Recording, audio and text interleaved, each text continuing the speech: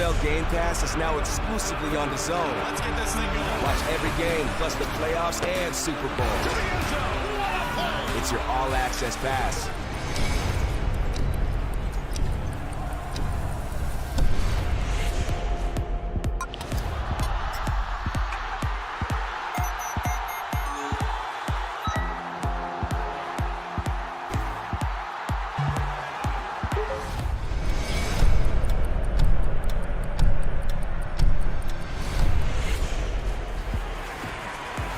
That's how you fight a southpaw. Well on his way to coming back.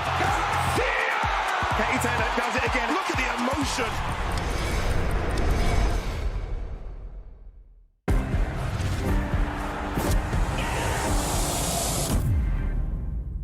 Boxing on DAZN, sponsored by William Hill.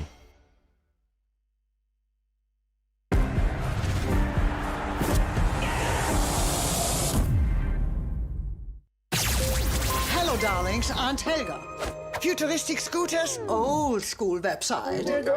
Relax. Web upgrades, I own them. Better design, e-commerce, and smart AI. Now you're fit for the future. I scoot off now. Your digital partner, Ionos. She's got that McDonald's double points feeling. Yep, him too. And then get double points on the improved Big Mac, quarter pounder, and double cheeseburger. Unlock in app today. Ready? Steady? Go! He took my childhood. If you find him, he's mine. Furiosa, a Mad Max saga. There is no hope! In cinemas May 24. Boxing on DAZN, sponsored by William Hill.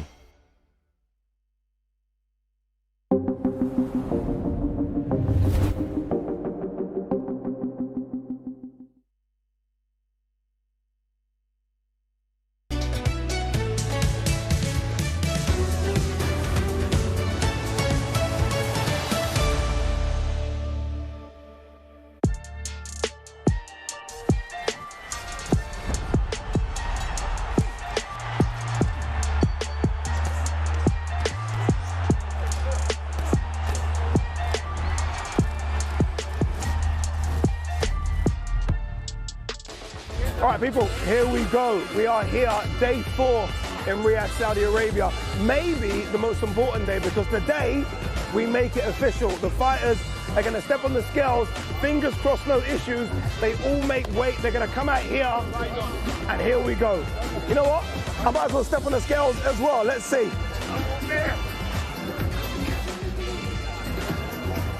That's impossible. 250 pounds.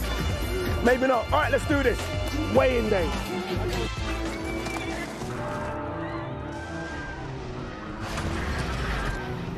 A tale as old as time. A legendary champion in search of another champion has found his match. Both men undefeated. Both men larger than life itself. Facing each other under the watchful eye of history. Until there can be only one.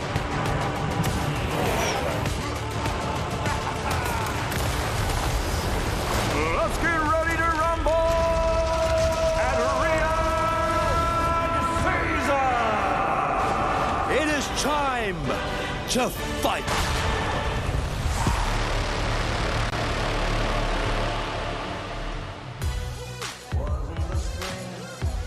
All right, here we go. Excitement levels right now at 1,000. At 1,000,000. Boulevard City looking lit up and beautiful as it's always been throughout fight night. We are here. The crowd is here. The Brits have traveled as well. This is day 4. This is weigh-in day, the most important day here at Oladipo. Barry Jones, Darren Barker, Sweet Caroline being played in the background. I mean, come on, this is as good as it can be right now. It's definitely like in Manchester or Belfast, isn't it? Look at the Brits, they've travelled. I can't believe it. To Riyadh of all places, unbelievable. So good. How do you top this? I'll tell you how you top this. You give them the best fight, or one of the biggest fights the world has seen in the last God knows how many years. That's how you top it. This is incredible. This is remarkable. Yeah, there was always a question, Barry, about will the Brits travel? That was always the question, right? The Brits have traveled to Vegas. Obviously, we know what they do when in England, right? Manchester, London, Liverpool. Would they travel to Saudi Arabia? As you can see on those pictures, ladies and gentlemen, they have traveled in force. To be honest, though, if you're a real boxing fan, this fight, where wouldn't you go to watch? If you could afford it, brother, where wouldn't you go to watch it? Yeah. There's not many places they could find that I would go. History. Yeah. It's history.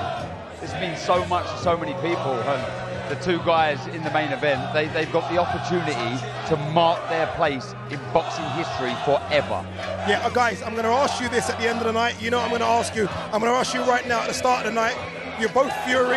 You've had a sleep. You've had some breakfast. You've had some dinner. Are you still Fury? I am, but it's slimming ever so slightly. Switch a bit. I mean, but I am still Fury. But yeah, ask me again at the end. Baz? It's a very, very close fight to call, I feel, but I still always, I stick to my guns. I'm Fury all the way. Yeah, I mean, this is exceptional, isn't it? Look, I said at the start, me and you've done all of these together. We've done the last 3, and it has been that crescendo effect. And it was always, I always felt like Riyadh season for boxing was all about this, the Undisputed Heavyweight Title fight. And we've got here, and we've built and built and built, and it's got better and better and better. And here we are, moments away from Usyk and Fury getting on the scales. See, ultimately, it was just important that the fight happened. That's the first. At the end of the day, it's all about the finished product. But the packaging, especially in this times, is massively important. And as you keep saying, they've done it great, and you go, they can't top that, and then they top it again. And it's just, where did the ideas come from? That's what I want to know.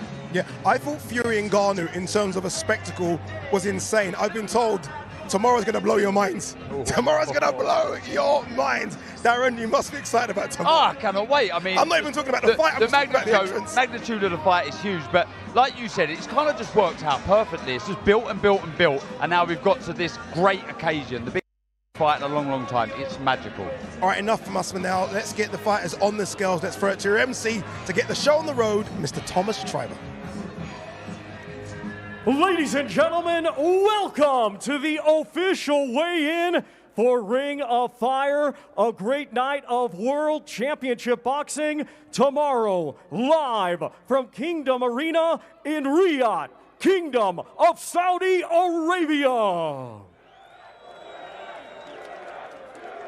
It is being brought to you by Frank Warren, on behalf of Queensberry Promotions, and Bob Arum for Top Rank Incorporated, in conjunction with Riyadh Season, National Event Center, the General Entertainment Authority, GIA, Gold Star Promotions, K2 Promotions, and Sella. This great event will be shown worldwide on DAZN pay-per-view, in the United States on ESPN Plus pay-per-view, and in the UK on Sky Sports Box Office, TNT Sports Box Office, and DAZN. Ladies and gentlemen, at this time, we would like to extend a big thank you to the custodian of the two holy mosques, King Salman bin Abdul Aziz Al Saud, His Royal Highness, the Crown Prince Mohammed bin Salman, and His Excellency, Chairman of the General Entertainment Authority, GIA, Turki Al-Sheikh.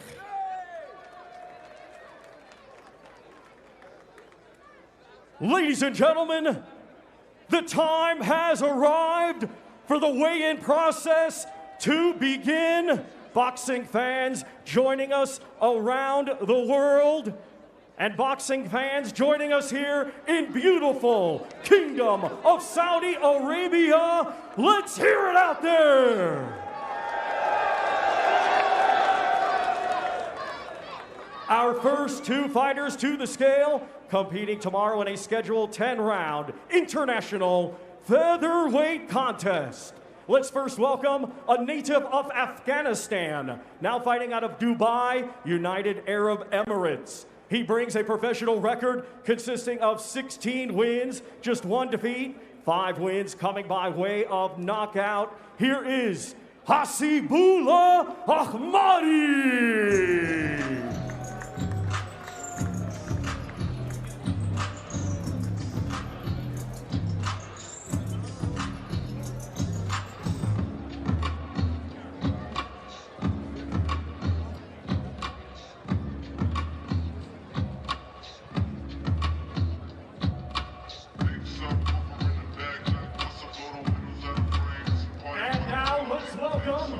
Coming to us from Morecambe, England, he brings a professional record consisting of 24 wins, 2 defeats, 3 draws, 8 wins, coming by way of knockout. Let's welcome Isaac, the Westgate Warrior, Lowe.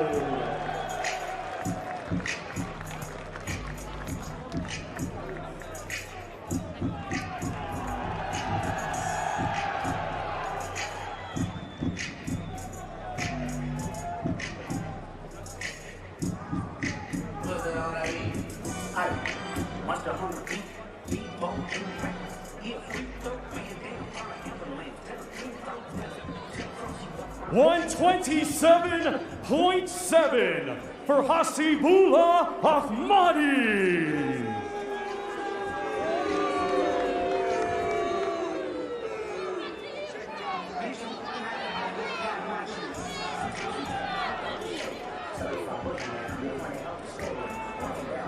$125.5 for Isaac, Westgate Warrior, Lowe. Hasibullah Ahmadi, 127.7. Barry Jones to my left is correct. Look, it's not a title fight, but still, that's 1.7 pounds overweight. I mean, it's coming over it. That's a lot, whereas Isaac Lowe's coming under. Yes, well, I was looking to make that championship weight just to prove that he is a featherweight and he can compete at that, and the other guy just trying to get that little bit of advantage, because naturally you can see here he's a much smaller man there. Once again, ladies and gentlemen, these two competing tomorrow night in a scheduled 10-round international featherweight contest. That was always going to happen, Darren. I mean, there was nose to nose, head to head. Someone was going to push someone, and I kind of expected it. Yeah, and it's an intriguing fight, this. It's like a couple on the card that are potential banana skins. Isaac Lowe needs to win this to push on if he wants a crack at a world title. Ahmadi, we don't really know too much about him. He's a good fighter from what I've seen, but he's stepping up in levels here. Yeah, look, I mean, look, we always know it is difficult to make the weight. So I wonder, I mean, look, they probably said, look, agreed at 128 or something, but I just wonder whether or not he struggled to make the weight and they just wanted to keep the fight on. Yeah, that could be a possibility, of course, but I think a lot of this fight boils down to how much Isaac Lowe has left, I think. I think that'll be the telling point. He needs to put on a really good, dominant performance tomorrow night. Ladies and gentlemen, our next two combatants to the scale, competing tomorrow night in a scheduled 10-round contest. It will be for the vacant WBA Intercontinental Light Heavyweight Championship. Let's first welcome to the scale, coming to us from Porto, Portugal. He brings a professional record of 9 wins, just 1 defeat. 4 of his 9 wins coming by way of knockout. Here is Octavio Tank Pudivtr.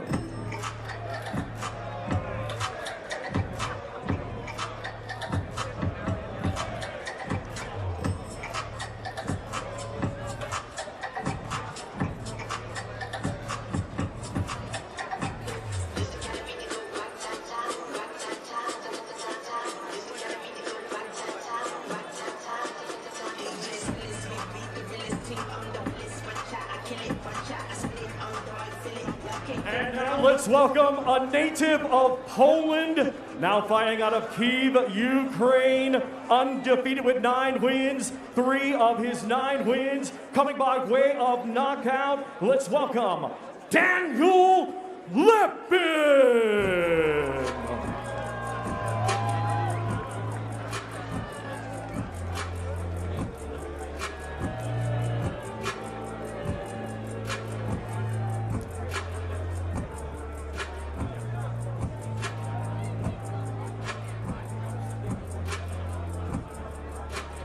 173.7 for Octavio Tank Pudivtr.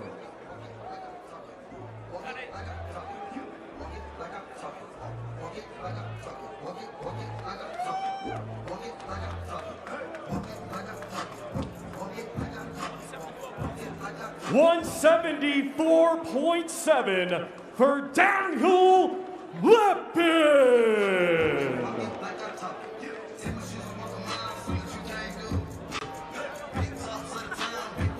Both Daniel Lapin and Pudivtr both make the weight. And this is where you can see the difference. One's obviously built like a tank, that's his nickname. Daniel Lapin, though, at least, I'm going to guess, 4.5 inches taller than Pudivtr. Yeah. And he's a very good fighter. He's awkward. He's so quick on his feet, Addy. He really is. He's got the physique, a frame of like a high jumper. Honestly. Yes, that's it. Exactly what I was saying. Brilliant.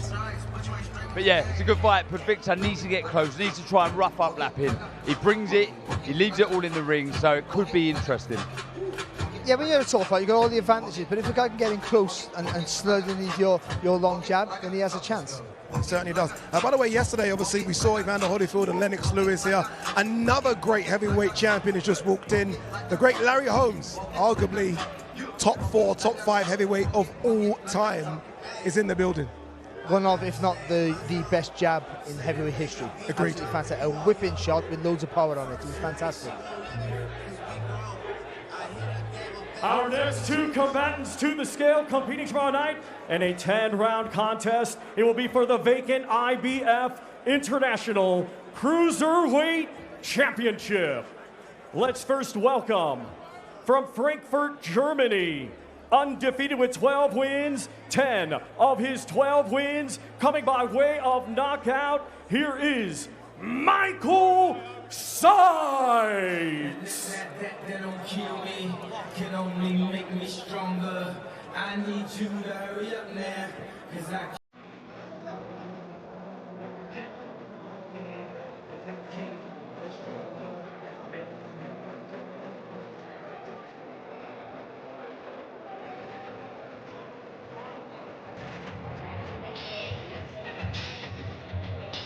And now let's welcome a native of Hamilton, New Zealand, now fighting out of Gatton, Queensland, Australia. He was a 2020 Olympic bronze medalist, now undefeated as a professional with 8 wins, 7 of his 8 wins coming by way of knockout. Please welcome David, the nice guy, Nyika.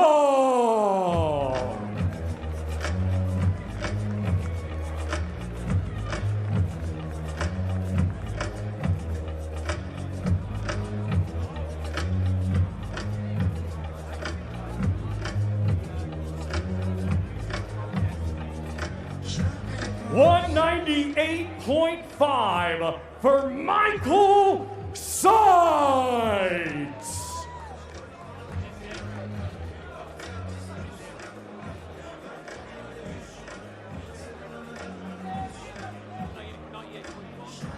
$198.1 for David, the nice guy, Nyika.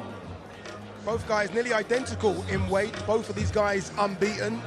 You know the old saying, Darren, someone's always got to go. I actually think this is going to be a competitive fight for a few rounds. Yeah, look, Seitz has 10 knockouts in his 12 fights, but that power has no value if you can't land it. So it's how does he get close to Nyika, who's so good on his feet, so well schooled.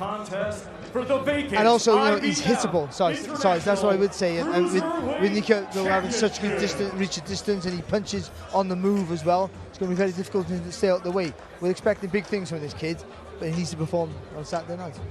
I'm probably going to be saying this all night about who's in attendance.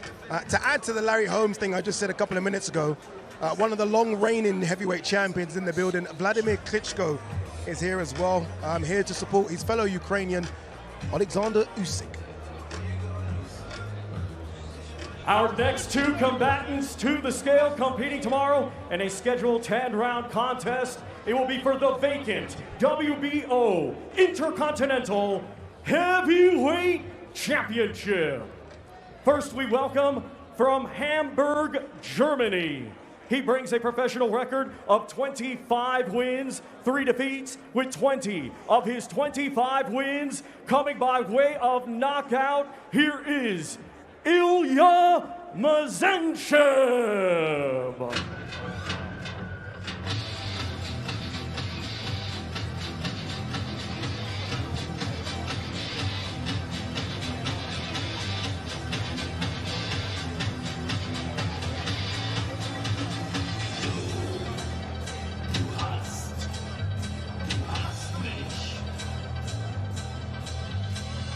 And now let's welcome from Chatham, Kent, England.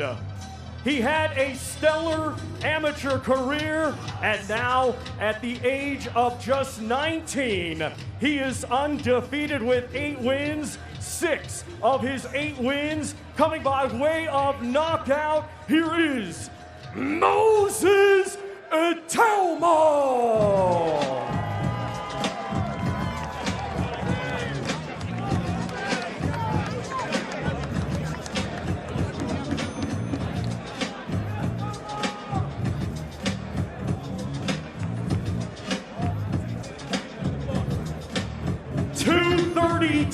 .1 for Ilya Mezencev.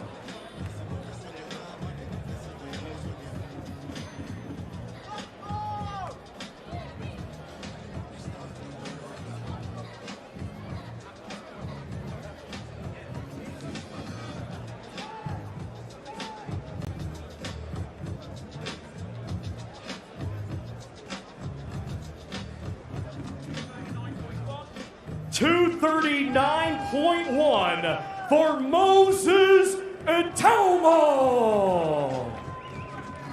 That's a good weight for Moses Itauma. Look, there's so many prospects on this card. We just saw David Nyika. We're going to see Robin Safar, who takes on Sergey Kovalev tomorrow in a cruiserweight contest a bit later. But he might be the best prospect on the card. He's the one that everyone has a lot of hope with anyway, Darren. Yeah, I mean, future star of the division, no doubt. But this is a step up. This is a real step up on paper. Mezencev, 23 wins, 21 knockouts. But how did he get that power into play? Yeah, Mezencev looks a good boxer. He throws a good jab, but he brings it back to his chest, and I think that's where the problems are going to lie with somebody as talented and as athletic as Itauma.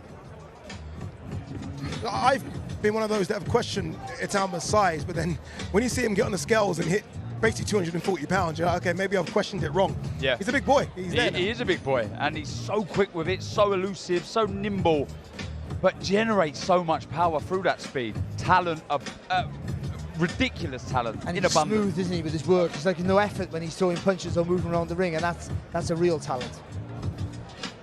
Our next 2 combatants to the scale, competing tomorrow night in a scheduled 12-round contest. It will be for the vacant WBC Silver Lightweight Championship. Let's first welcome a native of Nigeria, now fighting out of Accra, Ghana. He has a professional record of 23 wins, just 1 defeat, 16 of his 23 wins coming by way of knockout. Let's welcome the current WBO Africa Super Featherweight Champion, Joshua the Wealth Machine Wahab.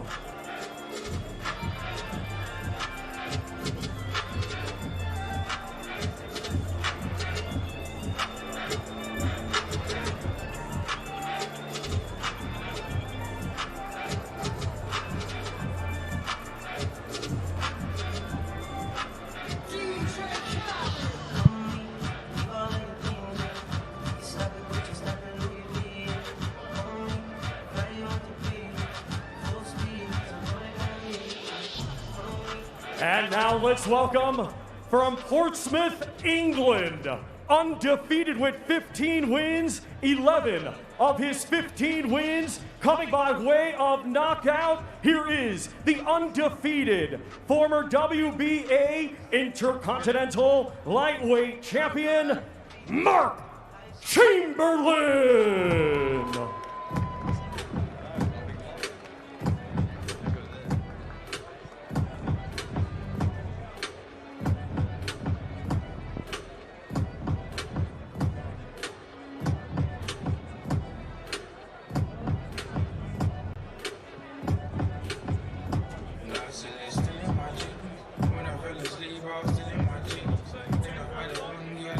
132.1 for Joshua, the Wealth Machine, Wahab.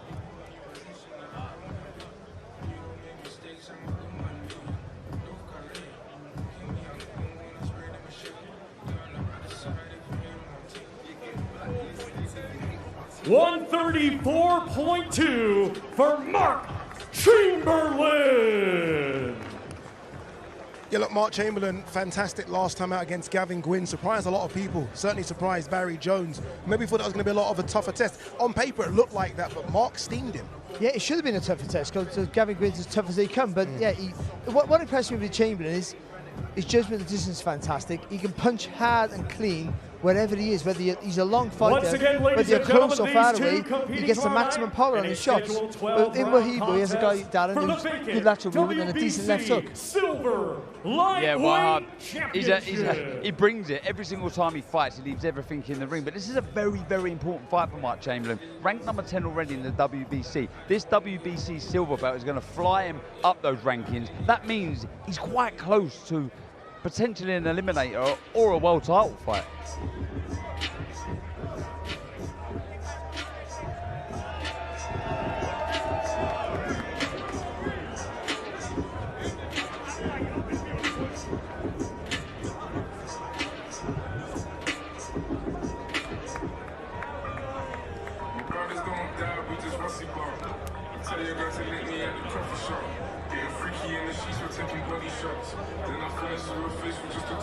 So many superstars here today. It just feels like everyone is excited about what is going to come tomorrow night. Again, we've waited 25 years. I say we've waited 25 years. We've had good heavyweight fights in between that, but not an undisputed one. But so many big heavyweight stars here now. Yeah, and it's that word history again. This is something special because of the history that this main event tomorrow night is going to create. First ever in the four-belt era, first in 25 years. So there's all of those numbers, but that word history is making this so important. And I guess it's even better when you think about it. It's an undisputed between two unbeaten heavyweights, which wasn't the case with Evander and Lennox 25 years ago. Yeah, and of course, you know, and guys who are not over the hill. There's haven't been a massive show of a decay in any ability. So I think it's important it happens now. And to get this to happen, people don't understand how unique it is. The 12 round era since 1987, there's been maybe 9 to 12 unification matches. They're not like undisputed. So let's really be happy we're having this. It's unbelievable. I didn't think we'd get to see it, but here we are. And I think the beauty of it as well, Darren, Evander Holyfield there, the beauty of it as well, Darren, is that these are two heavyweights that I think, if we're honest, could compete in any era. Yeah. These are two of the best. I think if you chuck back to the 60s, the 70s, the 80s, where everyone was big, they could compete. Yeah, because they have everything. They have skill and abundance.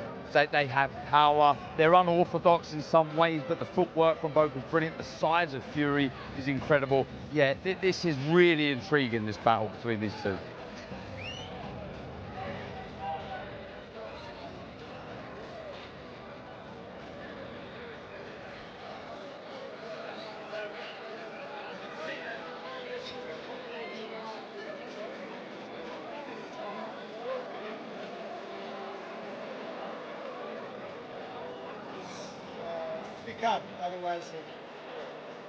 Here we are. I've been saying some of the best heavyweights on planet Earth are here, and this man was definitely one of the most dominant heavyweights we've had in the history of the sport. Vladimir Klitschko is here, no doubt supporting your fellow Ukrainian Oleksandr Usyk.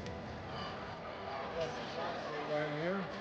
Ukraine is going to be on the map, and the world is going to look into Riyadh here in Saudi Arabia. That is a very important match, not just in the heavyweight division. We're going to figure out who, and obviously it's clear that Ukraine is going to be undisputed champion of the world, heavyweight champion of the world, but also is going to put Ukraine on the map. And what is going on in Ukraine, the war that Putin's Russia has started in Ukraine, it will definitely give a bit of positivity for the Ukrainians that are going to watch, and obviously keep their fingers crossed for Oleksandr Usyk on Saturday night. Vladimir, your fellow countryman Usyk is the smaller out of the two. When you was boxing, you would have been the tallest most of the time that you boxed. How does Usyk get through those disadvantages that he has? I would say in boxing, in the heavyweight division, in boxing in general, size is matter. We know that the difference between two of the opponents is great, is big. And we do know that Fury is taller, having longer reach, but there is no other way how to fight strong fighter like AJ, as Usyk has showed it twice, and how with the technique you can achieve whatever you want. It's not about the power or the size, but about technique in boxing. And I believe that Oleksandr Usyk is probably one of the best technicians in the modern boxing. And I'm sure he's gonna do his job tomorrow night. Have you had a chance to speak to Oleksandr Usyk before this contest? And if so, any nuggets of advice have you given him? I'm maybe gonna share an anecdote. Alexander called me recently for my birthday, and he said, "Listen, I wish that your dream will come true, and you were gonna become the oldest heavyweight champion of the world." I said, "Wait a minute, just don't make me get out of my retirement, Alexander. What are you doing?" So thank you for the wishes, but you must win next fight. Vladimir, you fought Tyson Fury. You know how difficult that style can be to navigate. Just what problems do you think Tyson Fury is going to pose to Oleksandr Usyk? Well, I would say that in some sort of way, Tyson Fury is unpredictable. We don't know what kind of mental shape. We understand the physical shape, but what kind of mental shape he's going to be, and that's what we're going to see tomorrow night, because there's always something different, and you cannot really count precisely in what kind of shape he's going to be for this match. Vladimir, we thank you so much for coming to speak to us. Thank you. Go and take your seat amongst the greats as well and enjoy the show, Vlad. Thank you. And there are one of the greats, Larry Holmes. I mean, just a privilege to speak to some of these heavyweights, isn't it? I'm not going to lie, I was a little bit starstruck then. I mean, you're talking about a legend, a champion that reigned for over a decade. You know, that was a man who holds himself so well. You know, a role model to younger kids. This is crazy. It is crazy. He shook my hand and it still hurts. It still hurts, it really does. That's why I didn't want to do a fist pump with him, because that would hurt as well. Anyway, let's continue with the weigh-in. Let's throw it back downstairs to Thomas Triber. Ladies and gentlemen, we continue with the weigh-in process. Our next two combatants competing tomorrow night in a scheduled 10-round international cruiserweight contest. Let's first welcome to the scale a native of Sweden, now fighting out of Las Vegas, Nevada, USA. He is undefeated with 16 wins. 12 of his 16 wins coming by way of knockout. Ladies and gentlemen, here is Robin Safar.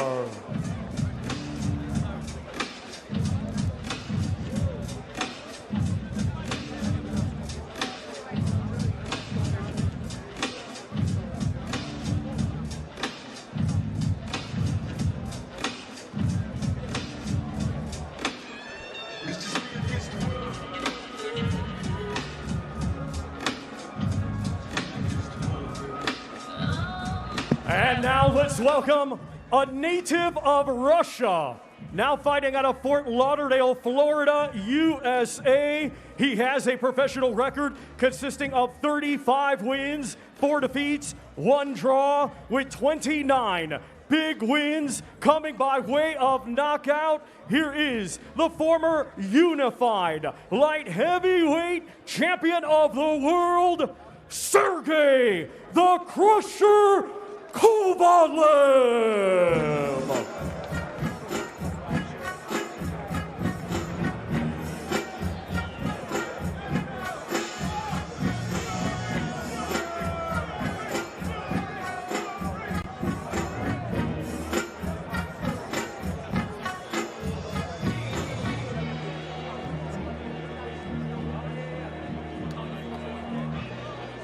$194.1 for Robin Safar.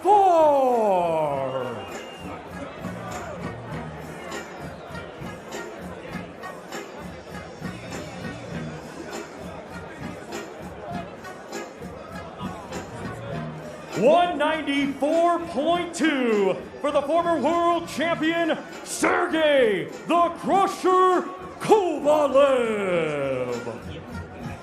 In the last 10 years in boxing, there's been two guys that I would consider the boogeymen of boxing. One was Gennady Golovkin, the other one was certainly Mr. Sergei Kovalev. But boxing always has that history of boxers standing around for too long. And I just wonder if Kovalev is one of those fighters. I hope he isn't, but at 41, moving up in weight, Barry, he could just be that. Yeah, he could. He's coming off a good win, but it's a long time ago. Inactivity, you know, he got 2 fights in 2019, so that's a problem. But what he always had, and still will have, is a really good jab. And Safar, even though I think he's looked pretty good to me, and his hands are high, they're a loose guard, and I think Kovalev might be able to get through that, Darren. I think Safar wins. And I'm a little bit worried because Kovalev's in our hotel, so if he watches this and knows I've said this, but there is something in Safar. I like him, like you said, Barry. He's nice, elusive, he moves, he's got a nice jab himself. Not as good as Kovalev, but there's something in him. I think he could be a very good fighter. He needs to make Kovalev work at a high pace. I think that's a very important point. But we forget Kovalev can box, and people forget that. So I still got to make him a favourite. Yeah, it should be an intriguing fight this. The unbeaten Safar. What an opportunity for him to get the name of Sergei Kovalev on his resume in the win column. Massive. Our next two combatants to the scale competing tomorrow in a scheduled 12-round contest. It is a final eliminator for the WBC Heavyweight World Championship. Let's first welcome, coming to us from Bochum, Germany, undefeated with 24 wins, 16 of his 24 wins come by way of knockout. Here is the former 2-time European champion, the current WBA Intercontinental and NABF heavyweight champion, and currently ranked number 3 in the world by the WBC, Agit Kabayel.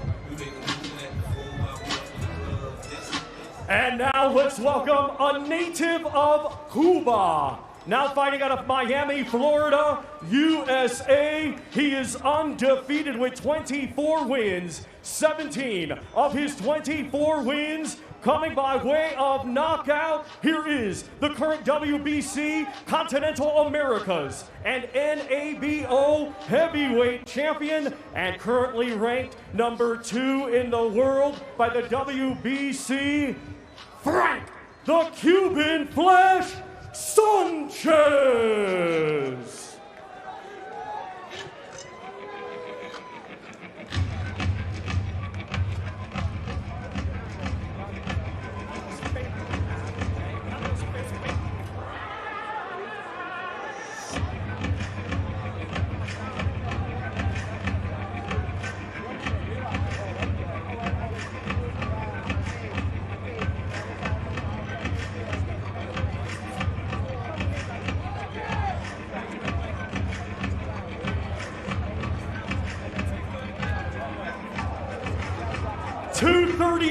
.5 for Agit Kabayel.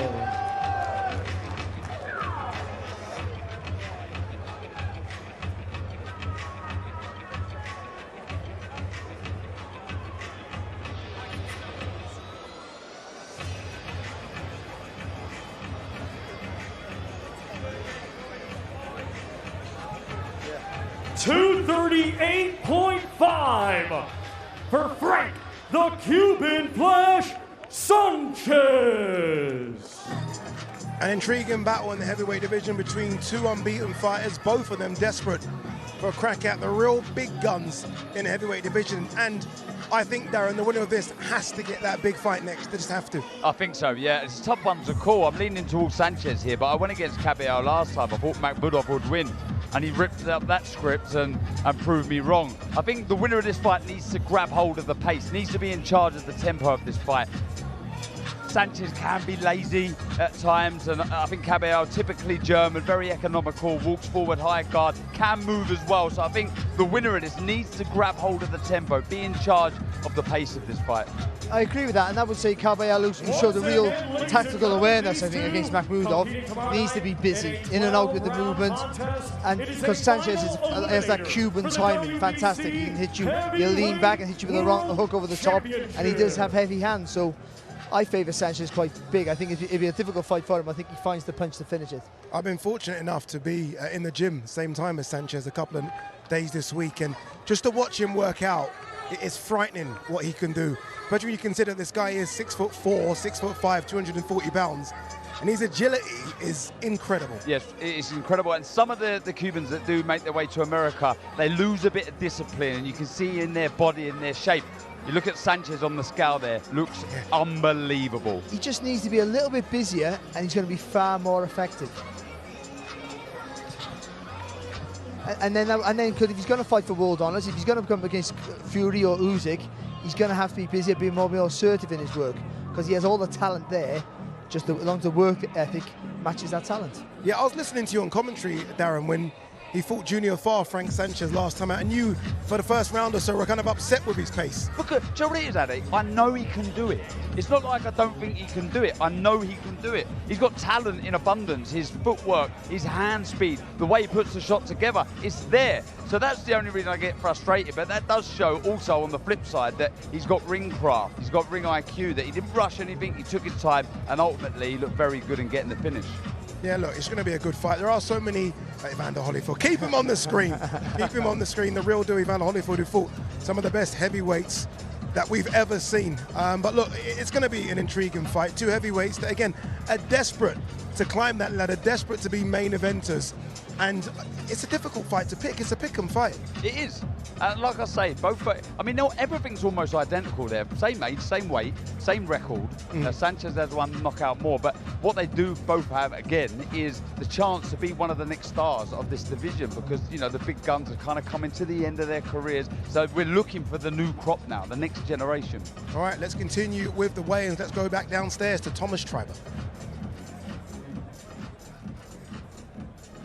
Ladies and gentlemen, our next two combatants to the scale, competing tomorrow night in a scheduled 12-round contest. It will be for both the IBF and IBO Super Featherweight Championships of the world.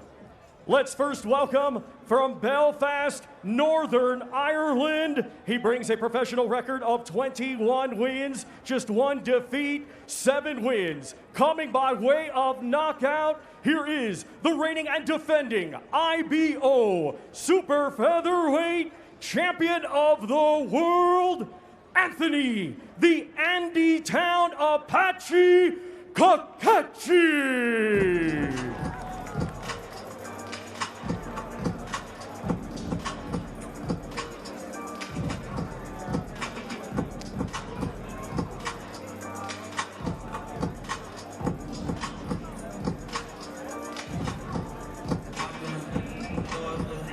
'Excellent. And now let's welcome from Cardiff, Wales. He was a 2016 Olympian, now undefeated as a professional with 17 wins, 9 of his 17 wins coming by way of knockout. Here is the two-time reigning and defending IBF Super Featherweight Champion of the World, the Welsh Wizard, Joe Cordina.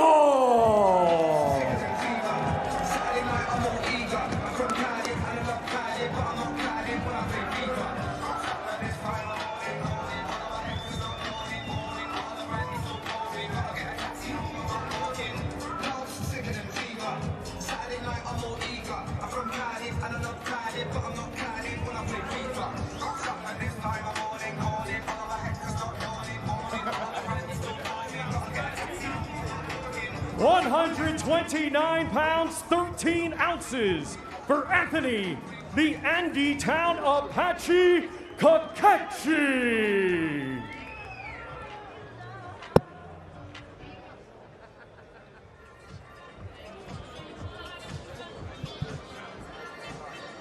130 pounds even, for the Welsh Wizard, Joe Cordina. I'll be honest with you, I was a bit nervous seeing both in and around Fighter Hotel week. Would both make weight? They both have made weight. It's never easy to be a super feather, but we have a fight. We have 2 titles on the line. Barry, I think this is going to be a really good fight. It's going to be a fantastic fight, because I think Cacace's going to come out fast. You know, thinking Cordina might have struggled for the weight. I'm not sure if he has this time. And also, this is Cacace's moment. He's waited such a long time to get this opportunity. He's not going to go away without trying 110%. But in Cordina, Darren, as you know him better than most, we have a supreme talent. Yeah, massive. I mean, a very, very good talent. And I feel he feels he's got something to prove after his last contest in Monte Carlo against Edward Vazquez. Underperformed, took it lightly, overlooked Vazquez, but now he wants to right that wrong, and get a very good, decisive victory. All right, we're going to hear from both fighters. Let's start with the challenger first, the current IBO super featherweight champion, Anthony Cacace. He's with Todd Grisham on stage. All right, I'm here with Anthony. You're fighting for a world title on the grandest stage of them all. How have you managed to stay grounded this week? Listen, here, I'm just very excited to be here and just doing my usual thing, mate. I'm used to this type of thing, so I'm buzzing. I'm just buzzing to be here. I'm sure you know your opponent very well. What specifically do you have to do to win this fight? Listen, I'm just here to fight. I know he's a very good operator. He's slick, he's very fast, but I'm here to do the damage. Hey, we've also got Wales versus Northern Ireland. What's your message to your fans back home right now? Big shout out Belfast, everyone home in Belfast, Andy Town. Appreciate you all. All right, good luck to you. Thank you very much. Joe, you've had a long time to prepare for this fight. You're looking in great shape. You look like you made weight comfortably. Is it right to say more comfortably than your previous world title fights? Yeah, obviously. I've had 2 camps back to back, so it's been a long time coming. I'm just glad I'm here now. I came out 3 weeks ago, more prepared than I've ever been for a fight. So yeah, I'm looking good, looking forward to it, and I can't wait to get in there. Now you own the longest running unbeaten record by a current professional fighter from Wales.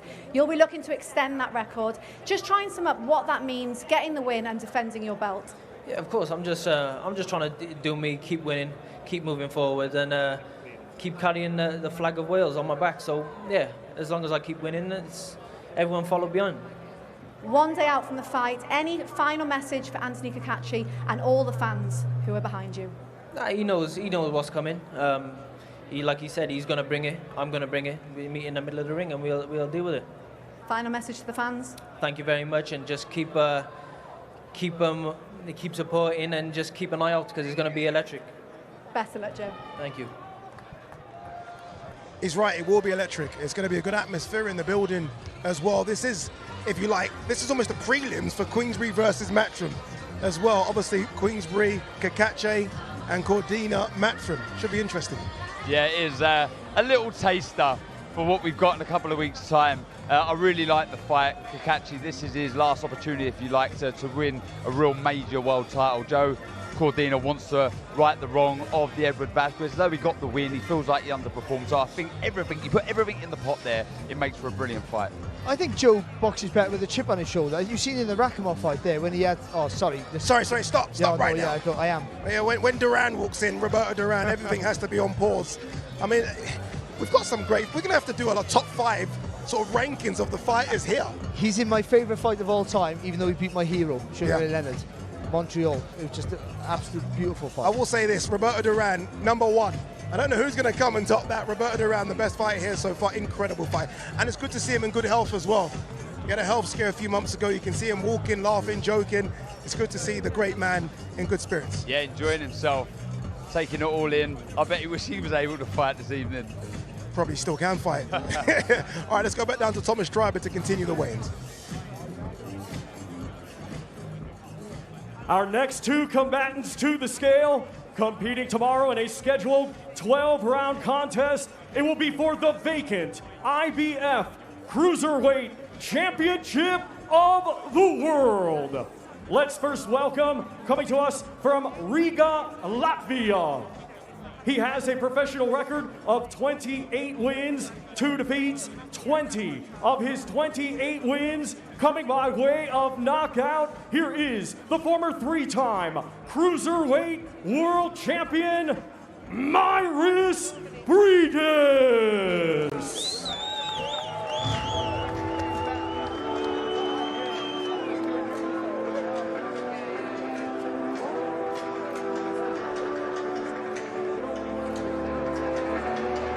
Lightning from the sky, it runs inside our veins. Full speed till we fly, that's the only way. And now let's welcome from Sydney, Australia, a 2012 Olympian, now undefeated as a professional with 24 wins, 19 of his 24 wins coming by way of knockout. Here is the current Ring Magazine champion and the undefeated former IBF Cruiserweight World Champion, Opetaia.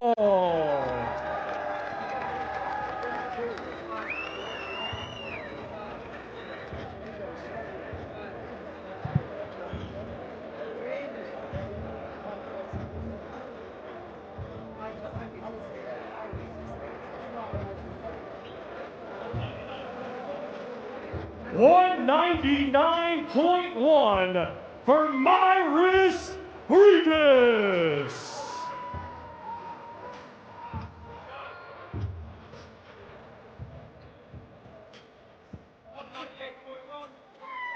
$198.1 for Opetaia.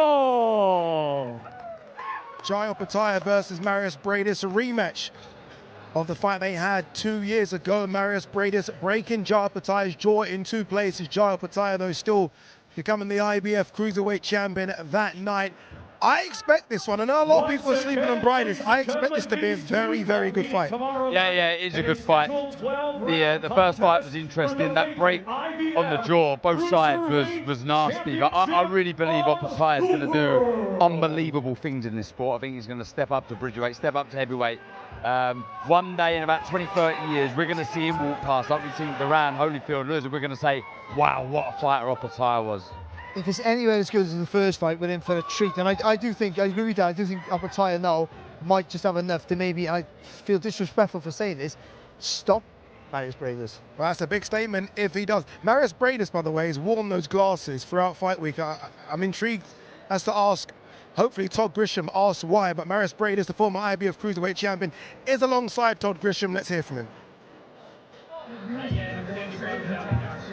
Apologies, it is the champion we're going to hear from first, and that's Opetaia. She's with Andrew. Jai, final face-off before the fight tomorrow night. Do you take anything from that? I'm ready to go. I've been ready for a long time. The last fight, we saw a broken nose, we saw a jaw broken in 2 places. How grueling is tomorrow night going to be? If I've got to break my jaw again or win, so be it. Winning is a must. Eddie, let's bring you in. I mean, the first fight, the fans loved it. It's certainly delivered. Do you think it's going to steal the show tomorrow night? Yeah, you're going to see one of the best pound-for-pound fighters in the world tomorrow night in Opetaia. You're also going to see the difference what 2 years has done. From becoming a champion to 2 explosive defences. This guy's the real deal. The fans are in for a treat. Opetaia tomorrow night by destruction. And you have said you don't see it going the distance. Sticking to that? Yeah, I'm a fan. Jai will do it any means necessary. I believe he wins the fight by knockout. Brilliant. Best of luck, Jai.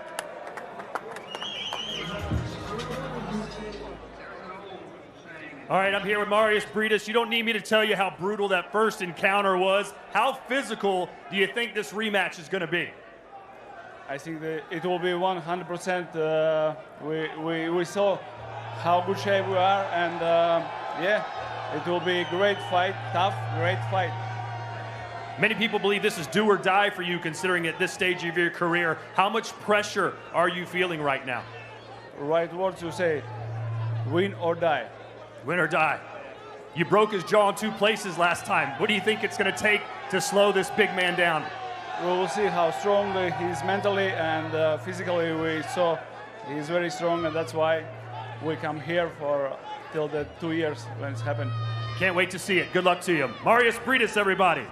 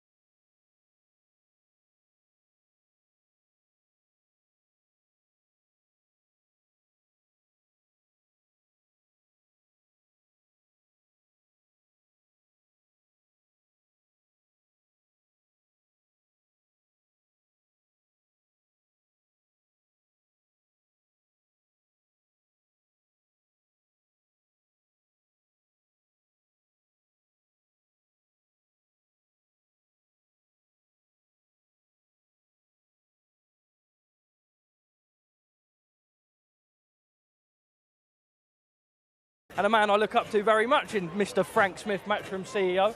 How excited are you? Not a main event fighter for you for this one, but nevertheless, obviously Joe Cordina, Cacace on the card, Briedis. Talk to me though, main event, moments away, what do you think? Buzzing for it, mate. You know, like you say, we're not involved in the main event, but to be involved in some way in an event of this spectacle, the Undisputed Heavyweight Championship of the world, we waited a long time, it's finally here. We're moments away from the weigh-in. They both look in tremendous shape, and it's a special night for the sport, and anything that's good for the sport is good for everyone involved. So we've got Joe Cordina as well, as you say, we've got Opetaia, two special fighters up there, but the main event we're going to see finally an Undisputed Champion crown. We're going to see him face off in just a second. Yesterday, Tyson Fury decided not to lock eyes with Oleksandr Usyk. I spoke to Lennox Lewis earlier on, he said it's because he's focused. Can we pull anything out of it as fans? I don't know, mate. What do we know? True. The only people who can tell anything are the two people who are getting in the ring at the end of the day. You know, Tyson Fury's been in this position many a times, as has Oleksandr Usyk. They're the best in the world, that's what they do. You know, mind games, when it comes to it, it's going to be two of them getting in the centre of the ring and going to war. Very quickly, before I move on to Derek Chisora, if I had to push you for a prediction tomorrow night, I know you lot want Tyson Fury to win. We want to see the AJ fight. Hit me. Yeah, look, I've got to say it's a 50-50. You've got two of the best coming together. Undisputed, that's what it's all about. There shouldn't be a clear winner in it. You know, either of them can go in there and do a job. I can't wait for it. Frank Smith, thank you very much. We're moving on. Mr. Derek Chisora, don't leave me hanging live on camera. Thank you very much. I got worried for a second there. How are we, Geese? I'm all right, Geese. I'm all right. We are here in the hot tea country ever. Saudi Arabia is hot. And I'm telling you right now, I am sweating as I stand here right now. If I show you my armpits right now, you'll be like, oh, that's disgusting. Thank you very much. A little bit TMI from you, Derek, but we don't mind. That's what we sign up for when Derek Chisora is in town. Talk to me. Oleksandr Usyk, Tyson Fury, whatever way you want to put it, the first time that the Undisputed Heavyweight Championship has been contested since November 1999. Talk to me. What do you think? Put it this way. When this happened, the last fight, I think Tyson was 11 years old. Yeah. Alexander was 12. My math is right. So you can imagine the longest gap of these belts coming together. You understand? And this is one of the things we're loving about this fight, because this hasn't been done for the last 2 centuries. So, and then guess what? So for you guys at home to understand this, when the last fight on the Undisputed happened, the kingdom was not into sport so much, do you understand? And then suddenly, now they brought back, and then it's just crazy. All I can say, the winner of this fight is going to be boxing. Well, let me ask you quickly, I've still got you. You've been in the ring with both men. You gave Oleksandr Usyk one of the toughest fights of his career. You shared the ring with Tyson Fury 3 times. How'd you pick it? Does the big man from the UK do it, or does the Ukrainian do it? Yeah, I say boxing wins. I'll be honest with you, boxing is winning, because, I mean, like, we had Ngannou versus AJ, Ngannou versus Tyson Fury, do you understand? So I'm just saying boxing wins. This is why everybody's intrigued, bro. Boxing wins. Boxing always wins. Thank you for watching. I'm throwing it back to the studio or the face-off. I don't know, we're excited. We are certainly excited, and understandably so. This is something very, very special. It isn't just the main event. Again, you guys have seen the undercard fighters weigh in. There's so many good fights on the undercard as well. And look who's joined us. One of my favorite heavyweights, he knows, is one of my favorites. Joseph Parker. Saudi. Joseph Parker, who's had an incredible 18 months. How are you, sir? How are you doing? I'm very good. Yeah? Arrived in this morning, and I'm so happy to be here. I'm happy that I'm not fighting, and I just want to witness some great fights tomorrow and history unfold. There are so many sort of good fights on. Obviously, look, the main event is something special. You know Tyson Fury so well. You've been in that camp for so long. You know Oleksandr Usyk as well. How does either man win? I mean, who are you favourite? Take your Tyson Fury hat off here, if you can, Joseph. Tyson Fury. Listen, it's I've said it before, I feel like it's the toughest test for Tyson. With Usyk coming in form, but also what he has, like the footwork, coming in and out, side to side angles, combinations. It's going to be a very tricky fight, but Tyson being a bigger man, longer reach and the height, I feel like he has to go in there and be the big man. Yeah, we spoke a lot about tactics, and that's good insight there, but where is he mentally, do you think? He looked a little tense at the presser. He wouldn't look at Usyk. Mentally, where do you think Tyson is at? Mentally, I have been communicating with Tyson, and from what I've been getting back from him, is that he's in great shape and he's confident. I think more confident than other fights. Really? Maybe it's the work that he's done, and he believes so much that he can win this fight. You've sparred with Tyson, of course. What's it like to take the tempo off, take the pace? Is that achievable or impossible? He's very tricky, Tyson. Like, you feel like you're not in range, and then boom, the jab in your face. But also, he picks his shots, and he knows when to throw them. I have to ask you, because again, you had an incredible last couple of fights. You beat Deontay Wilder, incredible. Zhili Chang, incredible. When am I going to see you next in the ring, big man? What's going on? I will fight anyone. I know that. Waiting for the opportunity to come up, and whoever they say, I'll fight. He's got itchy knuckles. I said I didn't want to fight, but now being here. Let's just quickly, what you've shown is a busy fighter is a better fighter. Yeah. And I think you are probably the most informed fighter in the world right now. Probably keeping busy, always in the gym, and enjoying the journey. I love it. Obviously, the wins make it better, but I do love it. Was you ever close to fighting Oleksandr Usyk? There's so many heavyweight fights that don't happen, right? Contracts are on the table, negotiations. Was there ever at any time a negotiation between you and Oleksandr Usyk? There was never. Okay. I love the opportunity to fight him, though. I feel like it's a great style. He might be the only person you haven't shared the ring with. Oh? He might be the only person you haven't shared the ring with. Yeah. I'll share the ring with anyone. So, right, final prediction. Final prediction, take off my Tyson Fury hat, put it back on, Tyson Fury. Late stoppage. Late stoppage. Oh, nice. Late stoppage. Okay, a few people have been saying late stoppage. All right, it's time. It's time to see these two guys hit the scales and make weight. Well, I say make the weights they've been telling us. Usyk's around the 220 mark, Fury around the 260 mark. We're going to find out right now. The best MC in the business, Michael Buffer, is ready to call these fighters to the scale. So let's throw it downstairs to Michael Buffer. Ladies and gentlemen, are you ready? Welcome to Boulevard City Music World here in Riyadh in the Kingdom of Saudi Arabia. Assalamu alaikum, ladies and gentlemen. And this is the official weigh-in for the main event of Ring of Fire. It's a presentation by Frank Warren for Queensberry Promotions, Bob Arum for Top Rank Boxing in conjunction with Riyadh Season, National Events Center, the General Entertainment Authority, Gold Star Promotions, K2 Promotions, and Sella.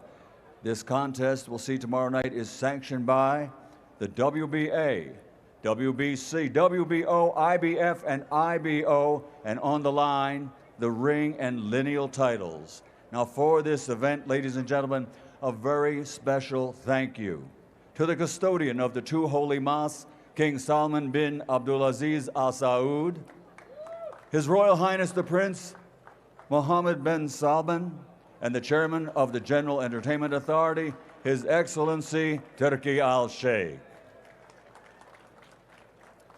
So now, ladies and gentlemen, it's time for the official weigh-in for undefeated champion versus undefeated champion.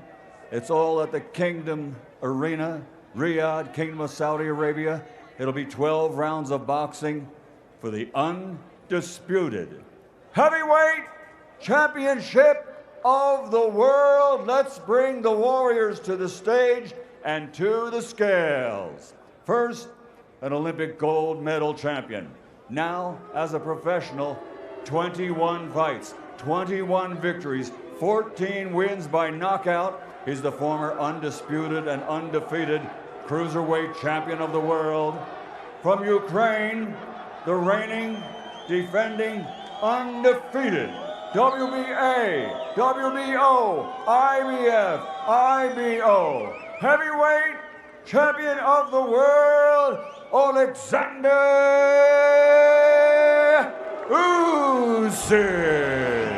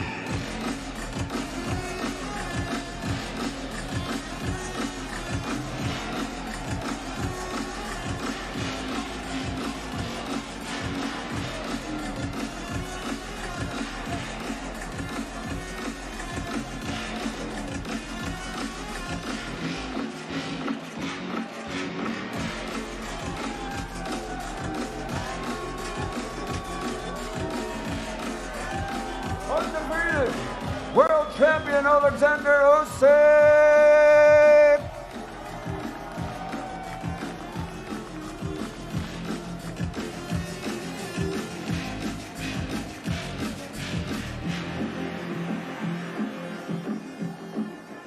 And now, ladies and gentlemen, please welcome his opponent from the United Kingdom, the two-time world champion, holder of the ring and lineal championships, and recognized as the reigning, defending, undefeated WBC heavyweight champion of the world, the Gypsy King, Tyson Fury.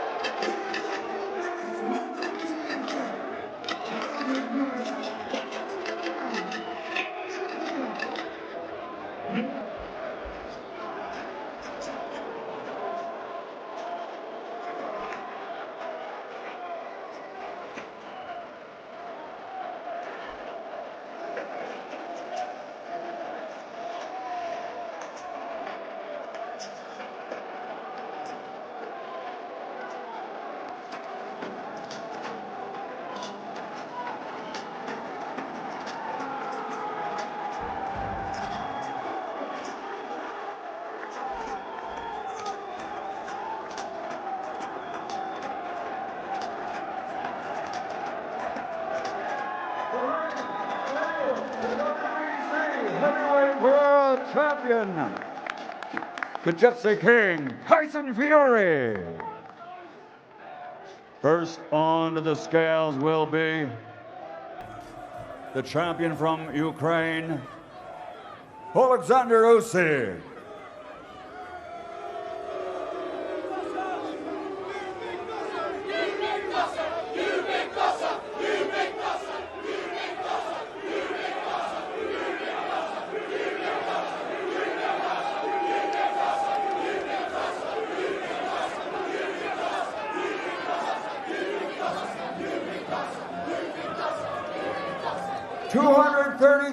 .5 pounds for the unified champion, Oleksandr Usyk. Next, stepping on to the scales from the United Kingdom, WBC champion, lineal champion, ring champion, the Gypsy King, Tyson Fury.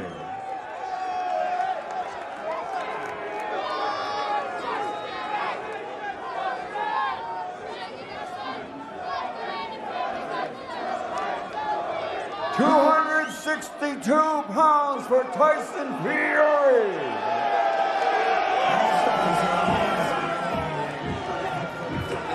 Here they are, champion versus champion, both undefeated for the undisputed. You heard the weights there. Oleksandr Usyk, 233 pounds, Darren. He always weighs 221. He's playing the size game here. 12 pounds over his last fight, which was against Daniel Dubois. Yeah, but he looks very good for it, and a no-nonsense look on his face once again. Fury looking good. 262, very light, looking in great shape. We have a fight. We certainly do. Joseph, 262 for Tyson Fury. He's light, he's light. Yeah. He's very light, but he looks in good shape. Like, you see the confidence, you can see how happy he is on stage. Now the face-off. There he goes. Now he does the face-off, Darren. That's it. He played all possum before, didn't he? Every day of the week he was not engaging with Usyk, but now we see the real Tyson Fury. And look at the response from Usyk. He won't back down for anybody. He won't back down.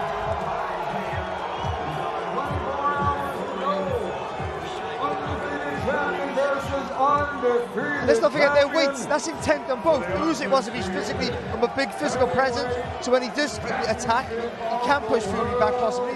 And Fury wants to be a bit light on his feet, not to run, just be able to spin around the target so Usyk doesn't get behind him or on the sides and attack from an angle he can't see. There are at least 60 people on that stage, and there doesn't really need to be that many. People on stage. It's ridiculous how many people on stage. Joe, do you think Tyson regrets not looking at Usyk yesterday and wanted to really let him know, look, don't sleep on me, you're in a real fight here. Listen, if he didn't do it yesterday, but he did it today with a bit of a shove and push. And I think today is just one of those, the weigh-in days when you really size him up. I think the press conference, mind games, might be mind games. But it's your last chance, isn't it, to say something, to have any sort of mental impression on your opponent is now. Well, it's now. I think we're going to try and hear from both fighters. It's going to be very difficult. I see Todd Christian was with Oleksandr Usyk. I have no idea where Usyk's gone now. Tyson Fury still on stage. I have no idea where he's going. It is very frantic. We are going to see if we can get a word of both champions. Obviously, Oleksandr Usyk, the unified heavyweight champion, former undisputed at cruiserweight. Tyson Fury's ready as well. I think we're ready to hear from Tyson Fury, are we? Guys, keep this clear, keep it, Gary, keep it. Go now, it's going to go. Tyson, 2 face-offs this week, 2 very...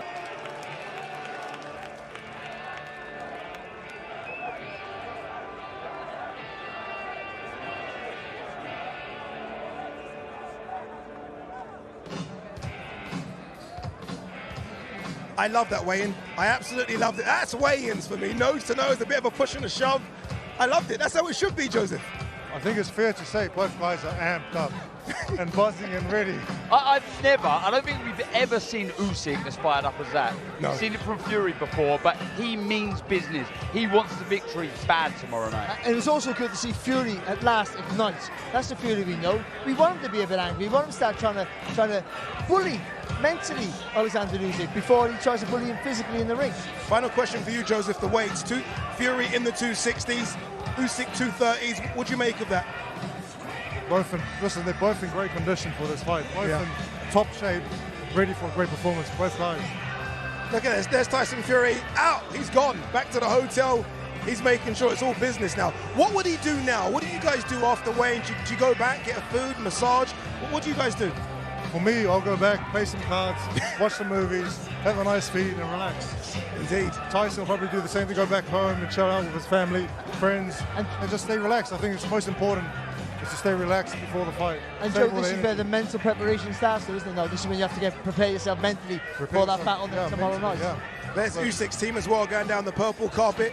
I mean, look how spectacular that looks as well. This has really been something special, and we still have more for you tomorrow, which is incredible, right? They've got to fight. They've got to get in the ring and throw hands, and these two will throw hands for 12 rounds. I guarantee it. Anyway, look, that is the undisputed heavyweight title fight. That's tomorrow. Stick with us because the Zone has so much more for you. Fight fans, welcome back. Boxing is buzzing, and the best are ready to bump heads. Showcasing over 150 fights a year, DAZN is the only place to watch these warriors worldwide every weekend.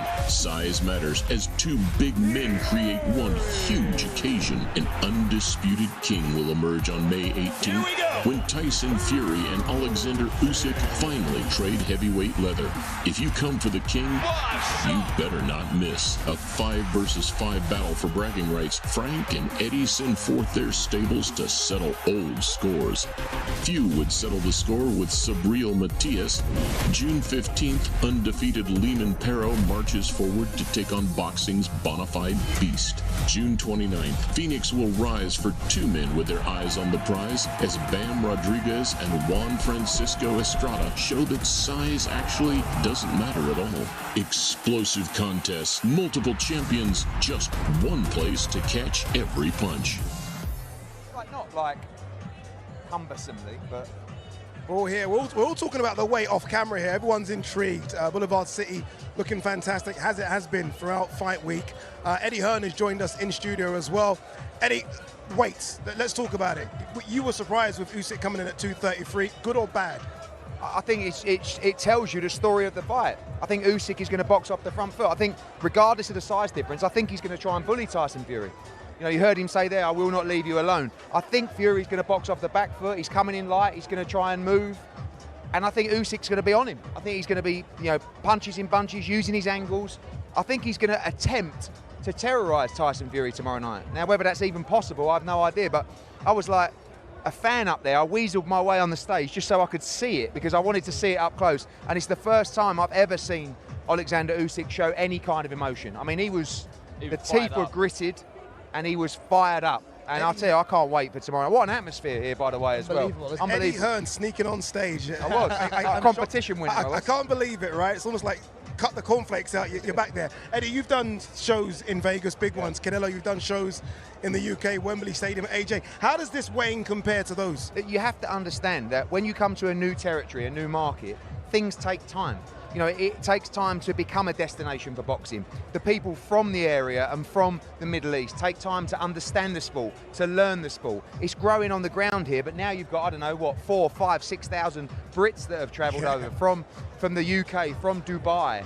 Like, this is an unbelievable atmosphere. That felt like Las Vegas down there tonight. And tomorrow night, you're going to get a special, special fight, a special night. You know, and it just doesn't stop coming. Obviously, you've got Catchall Taylor next week. Then we're back out here for the 5v5. But look, history in the making tomorrow night. I'm sure there'll be a lot of people, you know, His Excellency probably watching that atmosphere there saying, it's coming, you know, it's coming. And it's going to take time. But the speed in which it's building out here is incredible. And you'll see the atmosphere tomorrow night will be very different. Eddie, I've had a penny for the thought of AJ. He's here. What does he make of all of this? And who does he I think win? Secretly sad, probably, because we chased it for so long. And it will come. His shot undisputed will come. But for now, you know, I like the way he doesn't really want to come down and get involved because it's their time. It's nothing to do with Anthony Joshua. You know, hopefully he gets his shot for the undisputed championship. But this is Tyson Fury and Oleksandr Usyk's night. On paper right now, they're number 1 and number 2 in the heavyweight division. They've earned the right to battle for all the belts. So we enjoy that. After that, I'm sure he'll answer questions, but you're never going to see him jumping over gates, trying to call people out or asking the media to talk to him and do interviews. He's in the gym at the moment. He wants the winner. But of course, like all of us, he'll be watching like a hawk tomorrow night. Let's see the face-off again, Eddie. I want your thoughts on it. Again, we've never seen this from Oleksandr Usyk. Obviously, Fury, the instigator here. But normally, look at Usyk's ready to go there. We don't see that. This is a surprise to see this from Usyk. But I like the fact he's not backing down. Yeah, I mean, actually, he didn't lose his rag as much as I thought he did. No, he didn't. But I You're much right. preferred my story, to be honest. I thought it was much better. But it's unlike me. And it shows where your courage was. Yeah, exactly. Yeah. But look, I mean, I think both of them. I mean, Fury looks in great shape. He looks very well. He looks very healthy.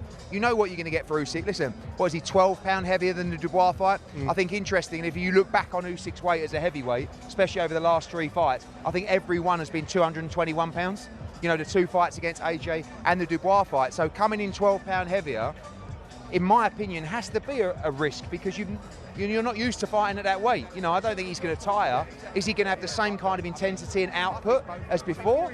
Probably, but it's new to him. But he's had, with the postponement, maybe time to train with that weight, see how it feels on him. Will he be stronger? Will he punch harder? Well, you said, you know, that shows an intent to bully Fury. I think so. I sort of agree with you because, you know, the safest place for the guy who's long is inside that reach. That's where we need to be. But Fury's still a big guy with fast feet, so you know, he's got to be more than just a bully there. He's still got to keep that mobility that's made in the Usyk that we know. Well, I think that they both need to adapt during the fight, and Usyk does that very well. I wouldn't be surprised if Usyk built up a lead early in the fight, and Tyson has to adapt, change, maybe become more aggressive. Who knows, is the cut going to open up? You know, make him chase the fight a little bit harder. If you're chasing the fight against Oleksandr Usyk, it's never an easy thing to do. You know, you saw AJ fall behind, you start chasing the fight, you're getting pinged, he's moving in and out. I mean, look, we could talk about it for hours. I have no idea. Could you see a finish in this fight? Could you see a stoppage or KO? We were talking to Alex Krasiak the other day, wasn't we, Barry? They're convinced. I know. But around round 10, they're convinced that they stopped both camps. I've been around both camps in the hotel, you know, with Frank and George, and both camps truly believe they win the fight by stoppage. Honestly, I don't see it personally. You know, I know that you talk about Usyk's weak to the body. You got, like, you know, look, AJ hit him to the body. You saw one moment where he kind of turned away from a low blow, but I don't know if Fury's going to be the most prolific body puncher in the world. And he hasn't been. No, and I don't know if Usyk punches hard enough to stop Tyson Fury, unless, you know, the Ngannou knockdown. Maybe his chin's not what it was, but Fury's got a good chin. You know, I can't see Oleksandr Usyk stopping Tyson Fury, and I'm not sure I can the other way around. I think this fight goes 12 rounds. But if Usyk pressurise you and tries to tire you out, then fatigue sets in, then he gets the stoppage. But I can't see that either, because one thing Fury does have is a good engine, you know, and he knows how to manage rounds quite well. He does, but when you look back at the Joshua fight, you know, in the second fight, you look at rounds 10, 11, 12. What he did in those rounds, Usyk, was incredible. He looked hurt in the 9th. We were all going mad, and he just came out like a train. Like, and it's the volume of punches. I just feel that if Fury's boxing off the back foot, flicking out the jab, pot shotting and holding, he's got to compete with the volume of Usyk in terms of the judges' scorecards, because he throws so many punches. And that's going to be a problem for Tyson Fury, and that's why he might have to switch this fight up after a few rounds. Eddie, it'd be wrong of me to get you up here without talking about your fighters, Joe Opetaia, Joe Cordina. Big opportunities for them. Joe to continue his dominance in retaining in his IBF belt, and obviously Opetaia trying to get that IBF belt back. You know what, actually 2 brilliant fights. Like, Cacace's a tough fight for anybody. This delay is actually a blessing for Joe Cordina, because that turnaround to the February date was really short, and he was training in LA with Connor and the team. His weight, you know, we know that 130 is a struggle for Joe. He's been out here for 3 weeks. He's in the shape of his life, Joe. I think you'll get a blistering performance and a big statement from him. Jai Opetaia scares the absolute life out of me. I mean, I'm Darren. You know, I'd like to be his friend. I think he's got absolutely no interest in even talking to me. He just grunts. Do you know what I mean? I'm like, all right, Joe. You know, and he's looking in Maris Briedis' eyes. Don't forget that a lot of people watching this won't realise Fight 1 was incredible. You know, it's a Fight of the Year contender. Briedis broke Jai Opetaia's jaw in 2 places, and I think you'll see the difference between a 26-year-old and a 28-year-old from Opetaia tomorrow night, and also Briedis getting older, and just the difference in terms of how Jai has grown as a fighter, the belief. You know, the 2 last performances have been sensational. This is another level in Briedis. He says this is his last fight, win, lose or draw. Briedis, is that good or bad? If it gets tough, do you duck out, or do you say, I'm giving it everything as my last roll of the dice? Briedis is a tough man, by the way, and I think he'll give it everything. I think Opetaia will stop him, and I think Cordina will win by late stoppage as well. Eddie, thank you very much. Usyk Fury, 1 word. Who wins? I mean... One. Right, Tyson Fury on points. We've got to go for the Brit. Tyson Fury on points, up the Brits. That's what we're doing here. All right, make sure you stick with us on DAZN, because the first half of the year has been incredible. The second half of the year, very, very good. Hey, champ, I know why you're here. You're a born winner, the top dog. You have a proper punch on you. It only takes 1, eh? But I know you're not all about throwing haymakers. You know your bobs from your weaves, and you know DAZN's got over 150 fights every year. Over 150. Proper stat. All the action, the chaos, the comebacks, the non-stop knockouts. Big fights every week. So get those gloves back on. Together, we're boxing royalty. DAZN, undisputed.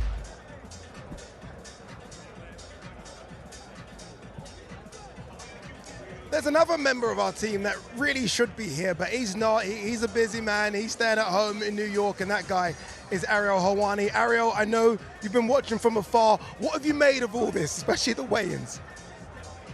Oh my God, Ade, I miss you guys so much. I'm gutted that I'm not there. Honestly, I have major FOMO right now. What a scene, and I noted on Twitter, it feels considerably bigger, greater, more electric, more energy than the scene we took part in back in March for Anthony Joshua versus Francis Ngannou. This feels like a proper mega event. And I do have some insight, Ade, into Tyson Fury, because Tyson Fury, as we're talking about here, and you guys have been doing such a great job all week talking about his physique, he is considerably lighter. So I actually reached out to a nutritionist who has been working with him for the past 4 years, famed combat sports nutritionist who's been in the corner of Joseph Parker as of late as well, George Lockhart. He's worked with Conor McGregor and others. He started working with Tyson Fury since 2020, and I asked him, okay, what's the secret? Why is he so much lighter? Why is he so much more svelte this time around? George told me that he stopped working with Tyson Fury as of just a couple months ago after the cut. This kind of blew my mind. So then I did some digging into things, and I found out that Tyson rehired Greg Marriott, who was the nutritionist who got him out of his dark period. 2015, 2018, he didn't fight. 2018, he lost all the weight and went on that great run. He rehired that nutritionist. So if you're a Tyson Fury fan, you're saying, okay, maybe we're going back to the guy that started this run post the break, post the Klitschko fight, and maybe considering how he looked against Francis Ngannou back in October, this is a good sign that we're going to see the old Tyson Fury back and not the Tyson Fury who's waking up in silk pajamas. Yeah, and that's the Tyson Fury that obviously beat Deontay Wilder, I think, the first time, and obviously convincingly beat him the second time. So Fury fans will be happy with that. What have you made of Usyk? Obviously, look, he comes in around the 220 mark all the time. Now 233 pounds, 12 pounds heavier than Daniel Dubois. Good or bad, do you think? a little bit surprised. I thought he should just stick to his natural weight, stick with what got you here. His speed, his movement, that's going to be, in my opinion, a factor in his favor. We're talking about 10 pounds, and there's still, a large gap between the two of them. So I still factor his speed and his movement to be in his favor going into this fight. But he has been switched on. He has been focused. He has been Oleksandr Usyk all week long. I think it's interesting that all week Tyson has been, sort of not willing to engage in the trash talk and the insults, not, there to participate in all the hoopla and all that. But just moments ago, speaking to Ali, I thought that was the old Tyson coming back. That's the Tyson that we want to see, the one who's fired up, the one who's throwing the insults, the one who feels like he needs to really get under his opponent's skin. So if I'm a Tyson Fury fan, I like everything that I'm seeing out of him here. There's not much to read into Oleksandr Usyk. He is who he is. He's been the same way since we were introduced to him all those years ago. I'm always very intrigued to see how Americans react when non-Americans are in the main event. Obviously, this is a European fight, isn't it? Tyson Fury from the UK, Oleksandr Usyk from Ukraine. What's it been like in America? Are they getting behind this one? Now, first of all, I just want to note I am Canadian and American, okay? So please don't take that away from me. He's got his citizenship now. Still brand me as an American. But in my heart, it will always be the red and white. This feels like a big deal. There are billboards everywhere. Everyone's talking about it. I don't need to go through, the history, 1999, Undisputed, 4-belt era. You guys have done a phenomenal job of doing that. And by the way, thank you to Darren and Barry for saying how much they miss me. They've been texting me. Diva Oladipo apparently running wild all over Riyadh, but I can't do nothing about that over here. I'm stuck in New York. I have nothing to do with that, guys. I feel for you. Commiserations. I feel for you guys, and I hope that you can stick it out another 24 hours. But it's been a great scene, and everyone back here is very excited about it. It's rare that some of these fights, cross over and transcend, but this one is doing it, and you guys are doing a phenomenal job of covering it. And I wish I could be there. Really, I really do. It's actually very hard for me to watch all of this because, like I said, I have major FOMO. And for the old people out there, you in particular, at it, FOMO is fear of missing out. Oh, I know okay. Barry and Darren knew that, but that's I don't fear know all of this missing out. new lingo these young kids are using nowadays. Barry and Darren have gone Tyson Fury to get the job done. Are you a fence sitter? Are you able to give predictions? Do you give predictions? What are you going to do? You're going to swerve the questionnaire like you do big questions? What are you going to do? No, stop projecting at it. You're the one who never gives predictions. Us analysts in the game, we give predictions. And yes, I am going with Tyson Fury, the Gypsy King. I can't go against him. I love the new form. I love the new physique. I like the fact that he's turning back the clock a little bit. I was a little bit worried about the demeanor. It seemed like he was a little bit too on edge. He was talking about walking his dog on the Monday. It was almost like he wanted to escape all the pressure, escape everything that's going on in Riyadh. No more. I feel like he's locked in. I feel like we see vintage Tyson Fury. And let's be honest, in my opinion, there is way more pressure on Tyson Fury's shoulders than Oleksandr Usyk's shoulders. Usyk has done a lot up until this point. The gold medal, the cruiserweight run, and now the run at heavyweight. Tyson needs to remind people who he is, that he is the man. That performance against Francis Ngannou was awful, and it has aged really poorly considering how Francis looked against Anthony Joshua. If Tyson Fury wants to be considered the greatest heavyweight of this generation, he needs to beat Oleksandr Usyk, he needs to beat Anthony Joshua. If he doesn't beat Usyk, he maybe doesn't get to Joshua, and now there's a lot of talk about his legacy in the aftermath. Ariel, great to speak to you. I'm sad you're not here, but it's great to kind of share a couple of moments with you. Next time, Next time, make sure you turn up. Just make sure you turn up next time, okay? There's been so many fantastic pieces done in the lead up to this fight. Watch this. This is fantastic. This is Tyson Fury versus Oleksandr Usyk. A little snippet of an amazing documentary. The moment the world has been waiting for. All 4 belts are on the line. Fireworks. 25 years since the last undisputed champion. I understand what it's like moving up. You will never get back. I can see in his eyes that he wanted it. Oleksandr Usyk's a bad mother. Best fight ever faced. Only person standing in front of him now is me. Then he will have battered his way through Griffin. And we can't be having that. Ring of fire.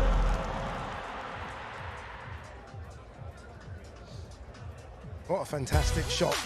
Incredible, isn't it? Boulevard City looking absolutely incredible. Let's remind you of what you can expect tomorrow. We kick things off in the featherweight division. Isaac Lowe takes on Hasbulla Ahmadi. We then move to the light heavyweight division. Huge prospects in Daniel Lapin takes on Portugal.